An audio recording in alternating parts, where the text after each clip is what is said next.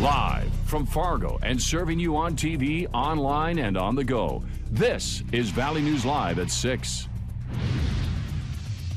Looking into this video, which is being shared hundreds of times on the Valley News Live Facebook page. The video is from Williston, North Dakota. It shows a woman handling two children from a car into a shopping cart in freezing temperatures. But as you can see, the kids are not wearing gloves and coats. One appears to not have any shoes on. Valley News Team's Christine Stanwood joins us with details behind this disturbing video. Mike, Andrea, the original video posted today shows a woman with two children outside today in the Williston Cashwise parking lot with temperatures around 8 below. That does not take into account the wind chill factor that was there as well. Now, as you can see, one of the kids, a girl, is sitting in the seat of the grocery cart and appears to be barefoot. The boy is taken out of the SUV and put into the basket of the cart. He seems to be wearing a short sleeve shirt. After this was posted on our Facebook page, some people are outraged, saying the woman should be sent to jail or that she shouldn't have had kids because of their lack of winter gear. However, others are defending the woman, saying it's a short video clip and the kids should be or could have been throwing a tantrum, or parents shouldn't strap children in their car seats while wearing winter coats. They also don't want to mom shame. Police tell us they are not releasing the woman's name, but they are looking into possible charges. Child Protective Services has also been notified.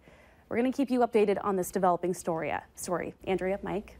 Thanks, Christine. What would you do? What should you do if you come upon a situation like this? That story is tonight on Valley News Live at 10. If you would like to join in on the conversation, and many already have, like Valley News Live on Facebook, you can follow the latest news, weather, and breaking news updates anytime on your feed. Just search Valley News Live, like our page, and you'll stay informed throughout the entire day.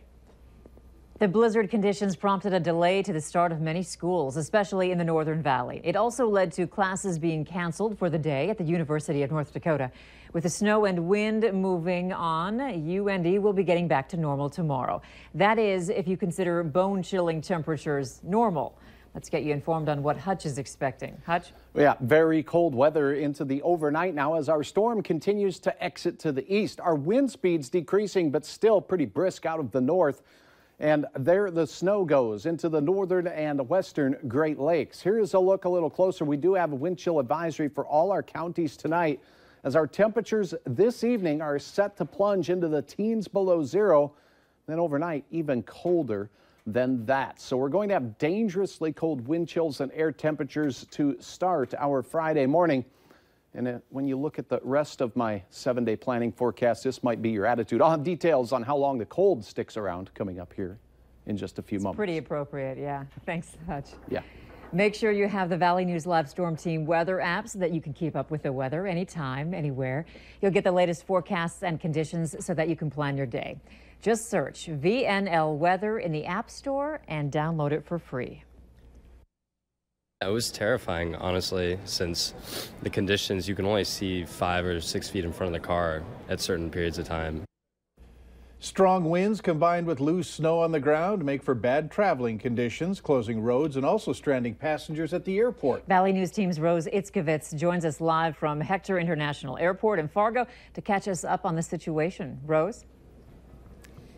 Yeah, Andrea, flights are moving along a lot better now than they were before. Even if you look behind you, you can see it's pretty quiet here. Not much of a line, not too much traffic. But earlier today, it was a little bit of a different story. Take a look.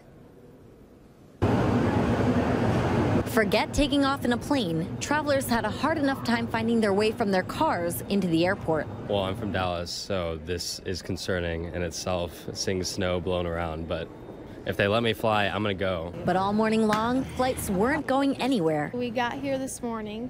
Our flight was supposed to be at 6:30, and we got delayed until I think it was 8:30 by the time we actually got on the plane. So then they told us that we had to deplane, and then now our flight's pushed back to like noon. Kimberly McDaniel sat in the airport along with her husband and new baby for at least 6 hours before calling it quits. By the time we would get to Chicago, we'd probably be delayed even further. So with her, we'd rather be stuck with family than in Chicago where we don't know anyone. According to the National Weather Service, earlier today, wind speeds between 40 and 50 miles per hour kept visibility to between 0 and a quarter mile ahead. And to give you an idea of how short a distance that is, our weather team says the norm is at least 10 miles or more. Airport Authority tells me the last passenger plane to leave was around 8 a.m. Then they stayed put till almost 2 p.m. But fellow traveler Zeke Furman says better to be safe than sorry. I haven't flown in about 10 years, and so you look at the weather forecast and you see what's on there, and it makes you clench up a little bit. But it's been interesting, I guess. And Airport Authority tells me there may still be some delays, but that's most likely due to pushback from those delays earlier that we talked about. There also may be delays due to the destination having bad weather as well. So I'm told to make sure you keep an eye on your flight even before you hit the road. Live at the Hector International Airport, Rose Itzkovitz for Valley News Live. Back to you. All right, thank you, Rose. The blizzard shut down major highways for part of the day. Folks were stuck in Grand Forks waiting for I-29 to reopen this morning. High winds and whiteout conditions shut down much of the valley and made travel nearly impossible. State Patrol says that several cars got stuck in the median on the interstate.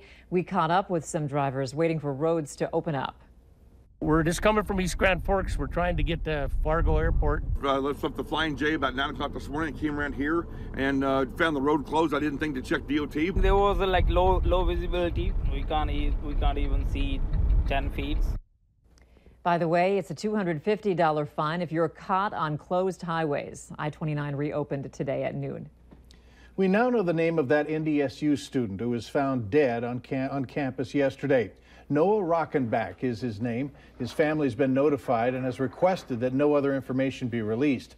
His Facebook page indicates that he was studying computer science. Rockenbach's body was found in a private room in a residence for upperclassmen on campus. Investigators say there's no indication of foul play.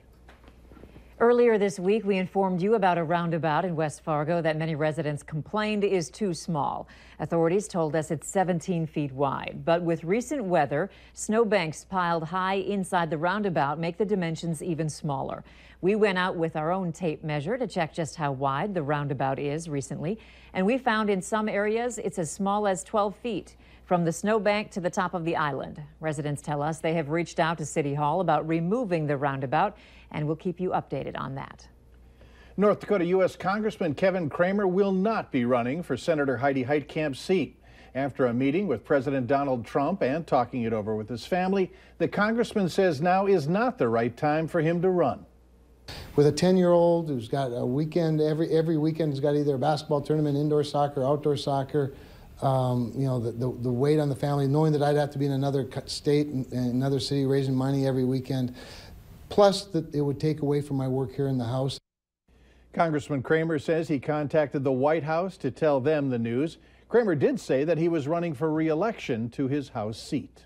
And if that announcement wasn't a surprise, we have another. Up next on Valley News Live at 6, what Sam's Club members in Moorhead should do next since the business is closing. And download the Valley News Live news